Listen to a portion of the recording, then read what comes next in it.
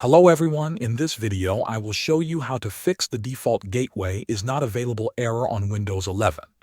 First, we will reset the network components using command prompt.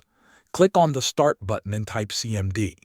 In the search results, right-click on command prompt and choose Run as administrator. If a permission window appears, click Yes. When the command prompt window opens, type the following command and press Enter. netshintip reset.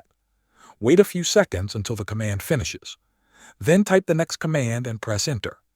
netshwinsock reset. After that, type this command and press Enter. ipconfig /flush DNS. Once all commands are completed, close the command prompt. Restart your computer to apply the changes. After your system starts again, we will disable power saving for the network adapter. Right-click on the Start button and select Device Manager from the menu. In Device Manager, find and expand the Network Adapter section. You will see your Wi-Fi or Ethernet adapter listed there. Right-click on your active network adapter and select Properties. In the Properties window, switch to the Power Management tab. Here you will see an option that allows the computer to turn off the device to save power. Uncheck this option. Click OK to save the change. Restart your computer one more time.